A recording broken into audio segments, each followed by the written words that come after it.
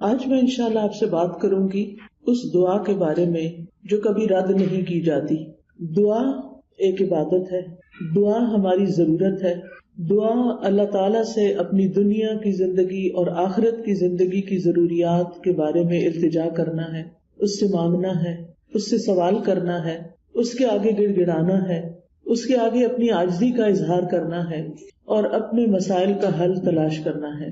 ہم سب جانتے ہیں کہ اس دنیا میں ہم آزمانے کے لیے بھیجے گئے ہیں، ہم سب پر آزمائشیں آتی ہیں، ہم سب کے امتحان ہوتے ہیں۔ کوئی بیمار ہو جاتا ہے، کوئی بچوں کی طرف سے پریشان ہوتا ہے، کوئی بچوں کی شادی کے مسئلے میں پریشان ہوتا ہے، کچھ انہونی قسم کی بیماریوں کا شکار ہوتا ہے، کوئی ذہنی مسائل کا شکار ہوتا ہے، کوئی مالی مسائل کا شکار ہوتا ہے، کوئی دنیا کے حالات کے بارے میں پریشان ہوتا ہے، اور یہ ہم سب ایکسپیرئنس کر رہے ہیں۔ اور بعض اوقات تو مسائل کا ایک تانتا ہوتا ہے، ایک مسئلہ ختم نہیں ہوتا کہ ایک اور مسئلہ شروع ہو جاتا ہے، اور انسان اس دنیا میں ان پریشانیوں کی وجہ سے گھبرا اٹھتا ہے۔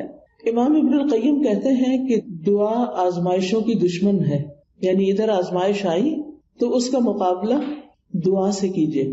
وہ کہتے ہیں کہ دعا مفید ترین علاجوں میں سے ایک علاج ہے، یہ آزمائشوں کی دشمن ہے، یہ مصیبتوں کو دور دھکیلتی ہے، ان کے ساتھ گتھم گتھا ہوتی ہے، ان کے واقع ہونے کو روکتی ہے اور مصیبتوں کو ختم کرتی ہے، یا مصیبت واقع ہو جائے تو اس کو کم کرتی ہے۔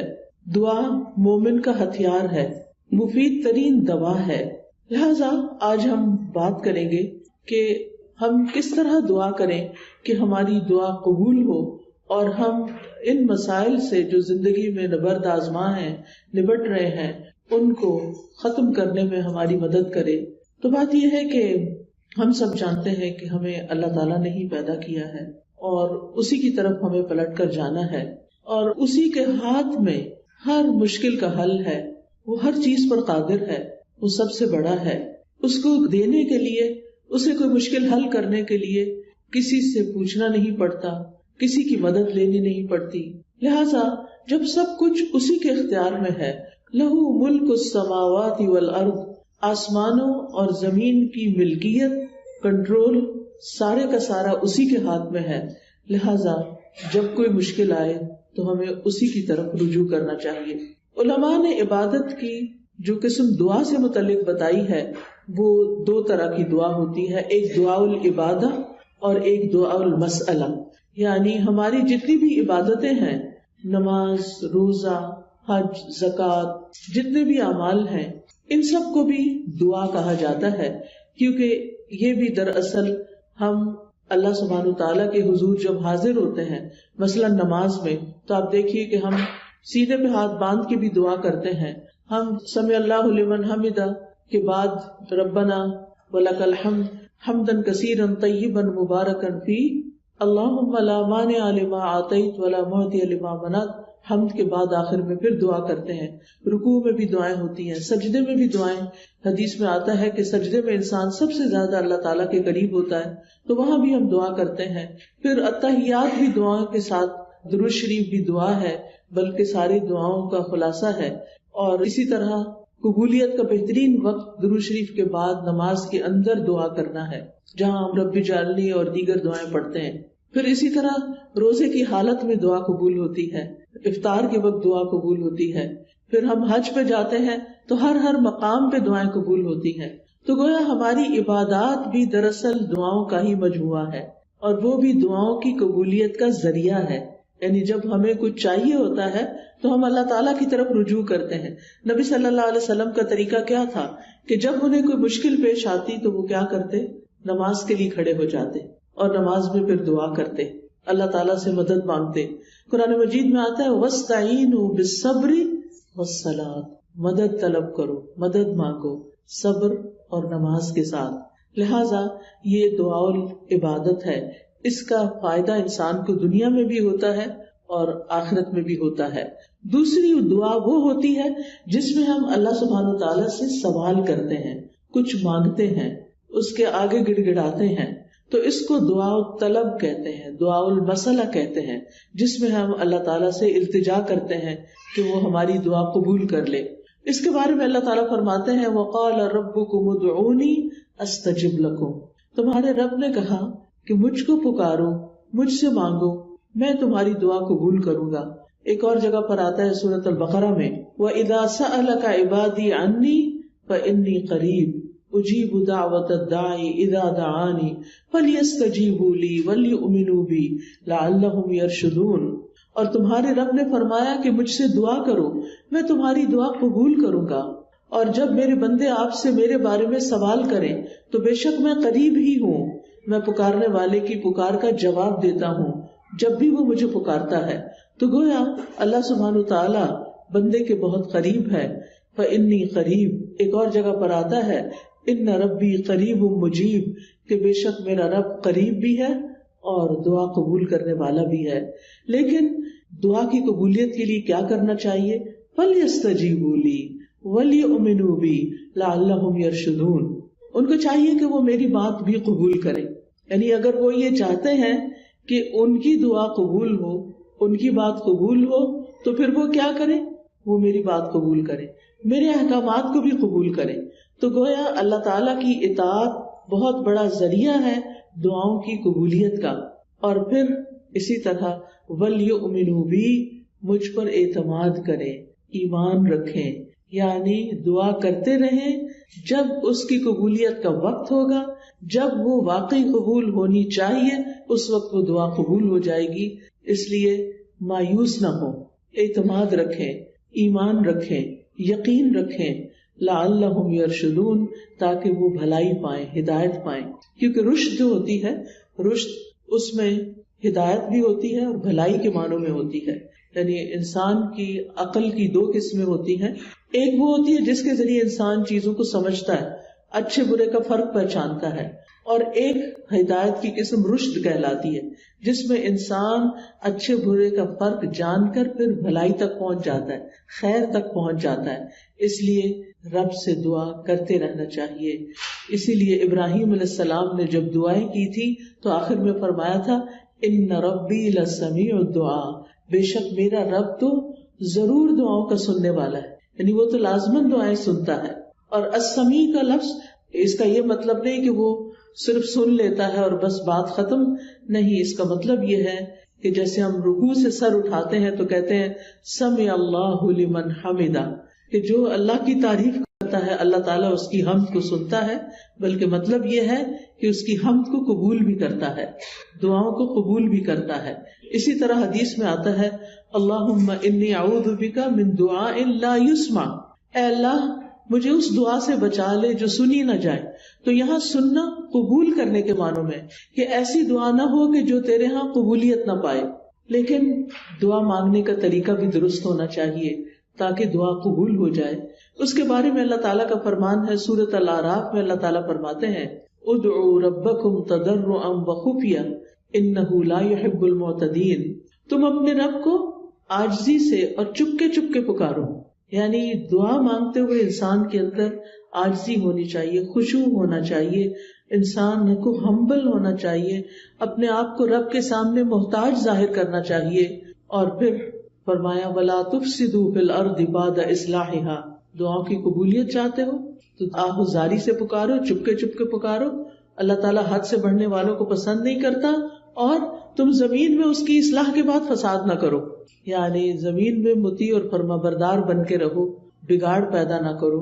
ان رحمت اللہ قریب من المحسنین، بے شک اللہ کی رحمت محسنین سے، نیکوکاروں سے بہت قریب ہے، یعنی اللہ تعالیٰ ان لوگوں کی دعا زیادہ سنتا ہے جو لوگوں کے ساتھ بھلائی کرتے ہیں، نہ کہ ان کے درمیان پھوٹ ڈالتے ہیں، فساد کرتے ہیں اور ان کی زندگی مشکل کرتے ہیں۔ لہٰذا اگر ہم چاہتے ہیں کہ ہماری دعائیں قبول ہوں تو اس کے لیے بہت ضروری ہے کہ پھر ہم اللہ سبحانہ وتعالیٰ کے حقوق بھی ادا کریں اور اللہ کے بندوں کے ساتھ بھی بھلائی کا اور رحمت کا معاملہ کریں۔ یعنی ہم چاہتے ہیں کہ ہم پر رحمت کی جائے تو ہمیں کیا کرنا چاہیے؟ دوسروں کے ساتھ رحم کا معاملہ کریں۔ کہتے ہیں نا ارحموا من فی الارض یرحمکم من فی السماء، تم اس پر رحم کرو جو زمین میں ہے تو تم پر وہ رحم فرمائے گا جو آسمان میں ہے، یعنی اللہ سبحانہ وتعالیٰ تم پر اپنی رحمت فرمائے گا۔ تو اس سے یہ پتہ چلتا ہے کہ دعا مانگنے کے وقت انسان کا طریقہ کیا ہونا چاہیے۔ سب سے پہلے کہ گڑ گڑا کے پوری توجہ سے رو کے, اللہ سبحانہ تعالیٰ کے آگے فریادیں کر کے, لیکن حد سے نہ بڑھا جائے. حد سے بڑھنا کیا ہے کہ انسان ایسی حرکتیں شروع کر دے کہ جن کا سنت سے کوئی تعلق نہیں. نبی صلی اللہ علیہ وسلم نے اس طرح کی دعا نہیں مانگی. پھر اسی طرح یہ کہ پوری امید کے ساتھ دعا کرنی چاہیے, پورے یقین کے ساتھ دعا کرنی چاہیے کہ ہماری دعا قبول ہوگی. اللہ تعالیٰ سے نا امید نہیں ہونا چاہیے. وَادْعُوهُ خَوْفًا وَطَمَعًا, خوف رکھتے ہوئے اور امید کے ساتھ دعائیں کرنی چاہیے. یعنی انسان دعا مانگنے سے رکے نہیں بلکہ مانگتا رہے. دیکھا جائے تو اللہ تعالیٰ کو تو انسان کی دعا کی ضرورت نہیں کہ بندہ اس سے ضرور مانگے. یہ تو انسان کے اپنے فائدے میں ہے کہ انسان اللہ سے مانگتا رہے. یہ جو اللہ تعالیٰ ہمیں حکم دے رہے ہیں کہ دعا مانگتے رہو, تو آپ دیکھیے کہ اس میں ترغیب دی جا رہی ہے. اس کو ضرورت نہیں ہے, ہمیں ضرورت ہے, ہم محتاج ہیں. سورۃ فاطر میں اللہ تعالیٰ فرماتے ہیں یا ایھا الناس انتم الفقراء الی اللہ واللہ هو الغنی الحمید. اے لوگو تم سب اللہ کے محتاج ہو اور اللہ بے نیاز ہے, تعریف والا ہے. یعنی محتاج ہم ہیں, ضرورت ہماری ہے اور اللہ بے نیاز ہے, اس کو ضرورت نہیں ہے, اس کو کسی کی محتاجی نہیں ہے کہ کوئی دعا کرے گا تو اس کی شان بلند ہوگی. وہ تو پہلے سے ہی بلند شان کا مالک ہے. ایک حدیث قدسی میں آتا ہے, اللہ تعالیٰ فرماتے ہیں اے میرے بندو تم کبھی مجھے نقصان پہنچانے کی طاقت نہیں رکھو گے, یعنی میرا کچھ نہیں بگاڑ سکتے کہ مجھے نقصان پہنچا سکو, نہ کبھی مجھے فائدہ پہنچانے کے قابل ہوگے کہ مجھے فائدہ پہنچا سکو. نہ ہم اللہ تعالیٰ کا نقصان کر سکتے ہیں اور نہ ہی اس کو فائدہ دے سکتے ہیں. اسی لیے ایک اور حدیث میں آتا ہے اے میرے بندو اگر تمہارے پہلے والے اور تمہارے بعد والے اور تمہارے انسان اور تمہارے جن سب مل کر تم میں سے ایک انتہائی متقی انسان کے دل کی طرح ہو جائیں تو اس سے میری بادشاہت میں کوئی اضافہ نہیں ہوگا. یعنی اگر ہم سب کے سب بہت نیک بھی بن جائیں تو اللہ تعالیٰ کو تب بھی کوئی فائدہ نہیں. ہم اپنا سارا مال بھی خرچ کر دیں تو اللہ تعالیٰ کا کچھ بھی فائدہ نہیں, اس کا ریٹرن خود ہم ہی کو ملنے والا ہے. تو بات یہ ہے کہ دعا انسان ہی کو فائدہ دیتی ہے, لہذا دعا مانگتے رہنا چاہیے کیونکہ دعا ایک عبادت ہے. ہم اپنی زندگی میں جتنی بھی دعائیں کریں گے اتنی زیادہ اللہ تعالیٰ کی محبت پائیں گے, کیونکہ نبی صلی اللہ علیہ وسلم نے فرمایا لیس شیء اکرم علی اللہ من الدعاء, اللہ کے ہاں دعا سے بڑھ کر کوئی چیز عزت والی نہیں. یعنی ہم بندوں سے مانگتے ہیں تو وہ کیا ہوتا ہے, ذلت ہوتی ہے, لیکن جب ہم اللہ سے مانگتے ہیں تو اللہ تعالیٰ کے ہاں درجات بلند ہوتے چلے جاتے, عزت بڑھتی چلی جاتی ہے. دعا کرنے والے سے اللہ تعالیٰ محبت کرتا ہے, اور جو دعا نہیں کرتا اس سے کیا ہوتا ہے پتہ نا آپ کو, اللہ تعالیٰ اس سے ناراض ہوتا ہے. جو دعا نہیں کرتا, جو اللہ سے نہیں مانگتا, جو اللہ کے سامنے اپنی حاجت نہیں رکھتا, اللہ تعالیٰ اس سے ناراض ہوتا ہے. لہٰذا دعا کرنے والے اللہ کے محبوب ہیں اور نہ مانگنے والوں سے اللہ تعالیٰ ناراض ہوتا ہے. دعا نہ کرنا تکبر کی علامت ہے. بعض لوگوں کو کہا جاتا ہے نا دعا کرو, کہتے بہت کر لی کوئی فائدہ نہیں ہوا, یا کہتے ہیں اس کو تو پتہ ہی ہے ہمیں کیا چاہیے, ہمیں کیا ضرورت ہے کہ ہم اس سے مانگیں. نہیں, ہمیں ضرورت ہے اس سے مانگنے کی, اور جب تک ہم مانگتے رہیں گے ہماری نیکیوں میں اضافہ ہوتا رہے گا, اور ایک وقت آئے گا کہ قبول بھی ہو جائے گی. قیامت کے دن یعنی ہر دعا قبول ہوتی ہے. کچھ دعائیں دنیا میں اسی وقت دیر اینڈ دین قبول ہو جاتی, کچھ دعاؤں کے بدلے میں اللہ تعالیٰ ہماری کچھ اور خیر بھلائی کر دیتا ہے جو ہم خود مانگ نہیں رہے ہوتے. اللہ تعالیٰ وہ چیزیں ہمیں عطا کر رہا ہوتا ہے جو ہماری اس دعا کی قبولیت سے زیادہ بڑی ضرورت ہوتی ہے, اور کچھ دعائیں ہماری آخرت کے لیے سیو کر دی جاتی ہیں. جب ہمارے عمل میں کچھ بہت اچھا نہیں ہوتا, ہمارے پاس بہت ساری نیکیاں نہیں ہوتی, لیکن ہم کسی مسئلے میں پریشان ہوتے ہیں اور دعائیں کرتے رہتے ہیں, تو یہ ہماری نیکیوں میں اضافے کا ذریعہ بن جاتی ہیں. اور قیامت کے دن اللہ تعالیٰ کے ہاں جو بندہ ان دعاؤں کا اجر پائے گا جو دنیا میں قبول نہیں ہوئی تھی, تو انسان کیا تمنا کرے گا, کاش دنیا میں میری کوئی دعا بھی قبول نہ ہوئی ہوتی اور آج سارے کا سارا مجھے یہی ملتا. ہم سب جانتے ہیں کہ دنیا کی زندگی جو ہے وہ ہماری بہت ہی محدود سی ہے. یہاں اگر ہمیں سب کچھ بھی مل جائے تو بھی ہم دیکھتے ہیں کہ یا وہ چیز ختم ہو جاتی ہے یا ہم چلے جاتے ہیں دنیا سے. یعنی کچھ بھی تو یہاں باقی رہنے والا نہیں. ہمارے پاس قارون کے خزانے بھی ہوں تو وہ بھی ختم ہو جائیں گے, تو بھی ہمیں دنیا سے چلے جانا ہے. کل من علیہا فان ویبقى وجہ ربک ذو الجلال والاکرام. اس لیے کبھی بھی مایوس نہ ہو, مانگتے چلے جائیں، مانگتے چلے جائیں. دعا مانگنے سے کبھی بھی تھکے نہیں. لیکن دعا مانگنے کے کچھ آداب ہیں، کچھ شرائط ہیں، وہ ہمیں ضرور سیکھ لینی چاہیے. اور اگر ہم نے سیکھی ہوئی ہیں تو ضرور دوہرا لینی چاہیے. اور اس کا فائدہ کیا ہے کہ اس سے ہماری دعائیں قبول بھی ہوں گی اور ہمارے دل میں ایک اطمینان بھی پیدا ہوگا. تو ابن قیم نے چند سطروں میں دعا کا خوبصورت نچوڑ پیدا کیا ہے. وہ کہتے ہیں کہ وہ کون سی اہم چیزیں ہیں جو کسی انسان کو دعا کرتے ہوئے معلوم ہونی چاہیے. اور اس کے آخر میں انہوں نے یہ جملہ کہا ہے پورے یقین کے ساتھ کہ جو ان شرائط کو پورا کر کے دعا کرے گا وہ دعا کبھی رد نہیں ہوگی، یعنی اس کی دعا کبھی رد نہیں ہوگی. تو آج کا موضوع بھی یہی ہے کہ وہ کون سی دعا ہے جو رد نہیں ہوتی، یعنی وہ کس طریقے سے مانگی ہوئی دعا ہے جو ضرور قبول ہو جاتی ہے. اور یہ باتیں انہوں نے اپنی کتاب الجواب الکافی لمن سأل عن الدواء الشافی، اردو میں بھی کتاب آپ نے اس کا ترجمہ دیکھا ہوگا دوائے شافی کے نام سے. ہو سکتا ہے آپ میں سے کچھ لوگوں نے یہ کتاب پڑھی ہو. بہت ہی اچھی کتاب ہے، پڑھنے کے لائق ہے. میں سمجھتی ہوں جس نے زندگی میں یہ کتاب نہیں پڑھی اس کے علم میں بہت بڑی کمی ہے.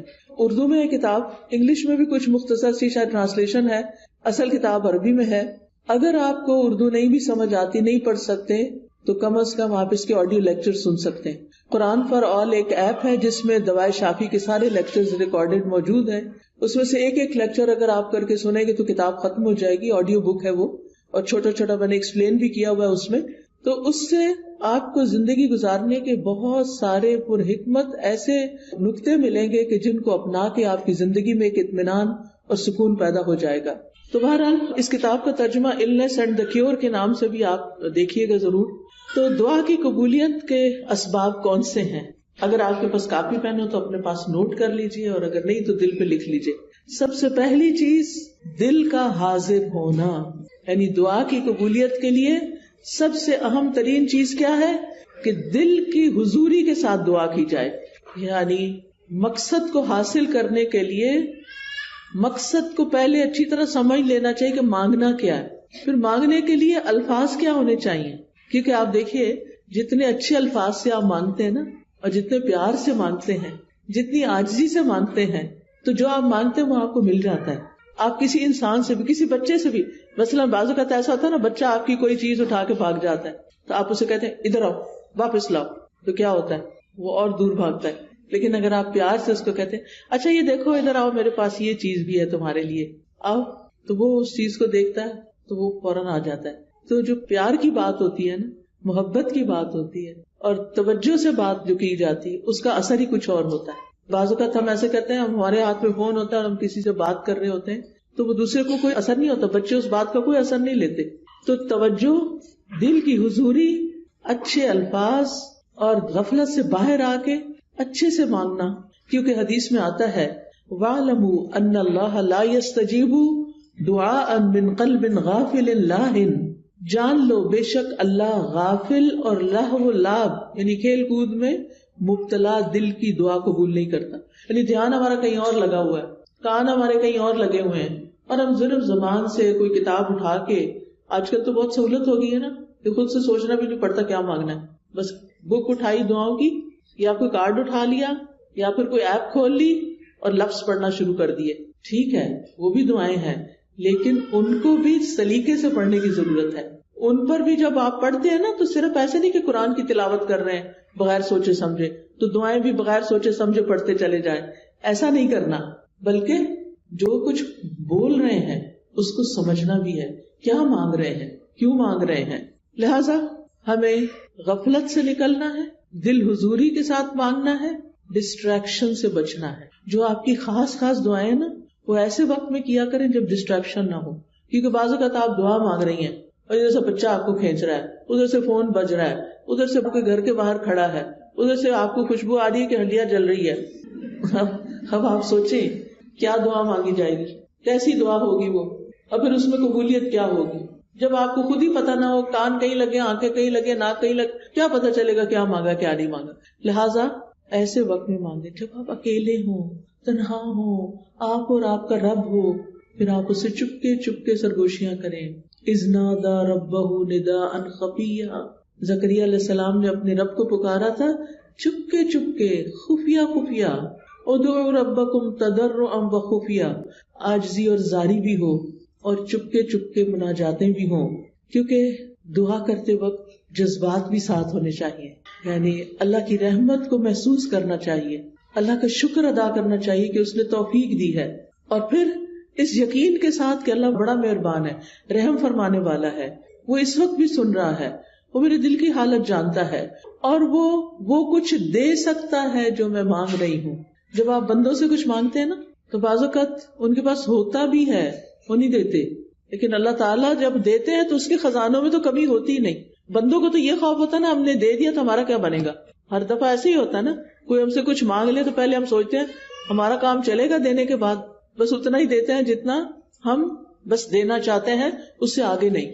اللہ سبحانہ وتعالیٰ کے خزانے بھرے ہوئے ہیں، جب سے زمین و آسمان بنا ہے وہ خرچ کیے چلے جا رہا ہے، لیکن اس کے خزانوں میں قطرے برابر بھی کمی نہیں ہوئی، قطرے برابر بھی کمی نہیں ہوئی۔ اس کو کیا فرق پڑتا ہے؟ اور جب ہم یہ جانتے ہیں کہ زمین و آسمان کی ہر چیز اس کے کنٹرول میں ہے، وہ بادشاہ ہے، وہ مالک ہے، اور وہ دینے پہ پوری طرح قادر ہے، تو پھر ہم اس امید کے ساتھ مانگے۔ قرآن مجید میں آتا ہے کہ وَإِن مِّن شَيْءٍ إِلَّا عِندَنَا خَزَائِنُهُ وَمَا نُنَزِّلُهُ إِلَّا بِقَدَرٍ مَّعْلُومٍ، کوئی چیز ایسی نہیں، یو نیم اٹ، کہ جس کے خزانے ہمارے پاس نہ ہو، لیکن ہم ان خزانوں میں سے کتنا کتنا دیتے ہیں، کتنا کتنا اتارتے ہیں، ایک معلوم اندازے کے مطابق، ایک مقرر اندازے کے مطابق، کیونکہ اللہ تعالیٰ الحکیم بھی ہے، اس کو پتا ہے کس انسان کو کب کون سی چیز دینی چاہیے، کیونکہ وہ ہمارے بارے میں ہم سے زیادہ جانتا ہے نا، کہ اگر میں نے اس کی دعا قبول کر لی اور اس کو وہ مل گیا جو چاہتا ہے، پھر یہ مجھے بھول جائے گا، اور مجھ سے غافل ہونا اور بھولنا اس بندے کے حق میں نقصان دہ، لہٰذا بہتر ہے کہ اس کی دعا ابھی قبول نہ کی جائے، یہ کچھ اور مانگ لے۔ یعنی بعض لوگوں کی دعا صرف اس لیے قبول نہیں کی جاتی کہ ان کا رونا اللہ کو پسند ہوتا ہے، ان کا مانگتے رہنا اللہ کو پسند ہوتا ہے، کیونکہ جب ہم دکھی ہوتے ہیں، تکلیف میں ہوتے ہیں، پریشان ہوتے ہیں، تو پھر ہم اللہ کی طرف رجوع کرتے ہیں، اور جب ہماری ضروریات پوری ہو جاتی ہیں تو پھر ہم کیا کرتے ہیں، پھر تو ہم نماز پڑھنا بھی بھول جاتے ہیں، پھر ہم صدقہ خیرات دینا بھی بھول جاتے ہیں۔ لہٰذا اللہ سبحانہ وتعالیٰ ہمیں کسی نہ کسی مشکل میں ڈالے رکھتا ہمارے فائدے کے لیے، ہماری بھلائی کے لیے، تاکہ ہم اللہ تعالیٰ کی طرف رجوع کرتے رہیں۔ نبی صلی اللہ علیہ وسلم نے فرمایا ادعوا اللہ وانتم موقنون بالاجابہ، تم اللہ سے مانگو اس یقین کے ساتھ کہ تمہاری دعا ضرور قبول کی جائے گی، پورا یقین ہو۔